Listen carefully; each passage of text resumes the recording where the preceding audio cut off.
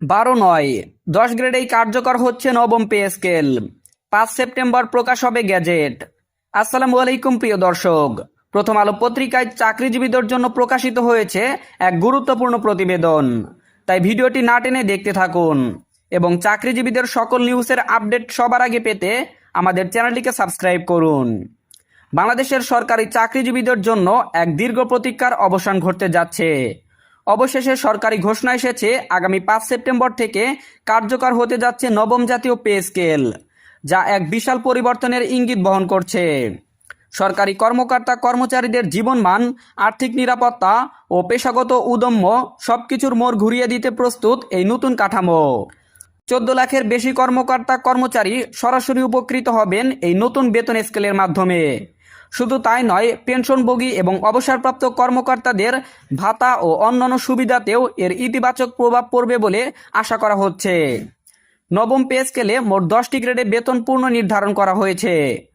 প্রথম গ্রেড অর্থাৎ গ্রেড 1 1,25,000 টাকা, গ্রেড 2 1,10,000 টাকা, গ্রেড 3 95,000 টাকা, গ্রেড 4 80,000 টাকা, গ্রেড 5 65,000 টাকা, গ্রেড 6 55,000 টাকা, গ্রেড 7 45,000 টাকা, গ্রেড 8 38,000 টাকা, গ্রেড 9 34,000 টাকা, গ্রেড 10 30,000 টাকা। এই পরিসংখ্যান শুধু সংখ্যার খেলা নয়, এটি সরকারি চাকরিজীবীদের অর্থনৈতিক স্বস্তি ও সম্মানজনক জীবনযাত্রার প্রতিচ্ছবি।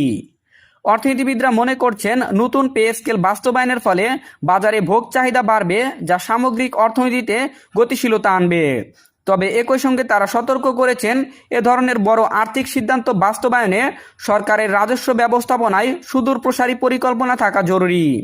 একজন অর্থনীতিবিদ মন্তব্য করেন, এটা নিঃসন্দেহে একটি যুগান্তকারী সিদ্ধান্ত, তবে রাজস্ব আয় ও বাজেটের ভারসাম্য ঠিক রাখতে হবে, নয়তো দীর্ঘমেয়াদে চাপ সৃষ্টি হতে পারে। চূড়ান্ত সিদ্ধান্ত কিভাবে এলো?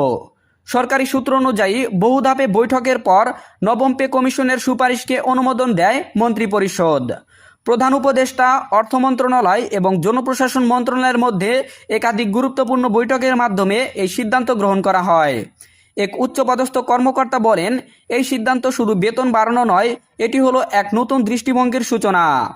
কি কি পরিবর্তন থাকছে? নতুন কাঠামোতে শুধু মূল বেতন নয়, পরিবর্তন এসেছে মহার্ঘ ভাতা, অন্যান্য বিশেষ ভাতা ও সুযোগ সুবিধাতেও। কর্মচারীরা যেমন তাদের বেতনে বৃদ্ধি অনুভব করবেন, তেমনি দ্রব্যমূল্য বৃদ্ধির সঙ্গে মানানসই আর্থিক সুরক্ষা পাবেন। এই নতুন বেতন কাঠামো কেবল ব্যক্তিগত আয়ের উন্নয়ন নয়, বরং এটি জাতীয় অর্থনীতিতেও প্রভাব ফেলবে বলে মনে করছেন বিশেষজ্ঞরা। সরাসরি সেবার মান উন্নত হবে, প্রশাসনিক কার্যকারিতা বাড়বে, কর্মক্ষেত্রে নতুন উদ্যম সৃষ্টি হবে। সবচেয়ে বড় কথা, সরকারি চাকরিজীবীদের মধ্যে যে হতাশা আর অনিশ্চয়তা দীর্ঘদিন ধরে জমেছিল, সেটার একটি সুন্দর পরিসমাপ্তি ঘটবে। 5 সেপ্টেম্বর থেকে কার্যকর হওয়া নবম পে স্কেল শুধু একটি আর্থিক ঘোষণা নয়, বরং এটি একটি ঐতিহাসিক পদক্ষেপ, যা বাংলাদেশের প্রশাসনিক কাঠামো, অর্থনীতি এবং কর্মজীবী শ্রেণীর জীবনে নতুন দিগন্তের সূচনা করবে। এটি কেবলমাত্র বেতন বৃদ্ধির গল্প নয়, এটি বিশ্বাস, স্বীকৃতি এবং উন্নয়নের গল্প।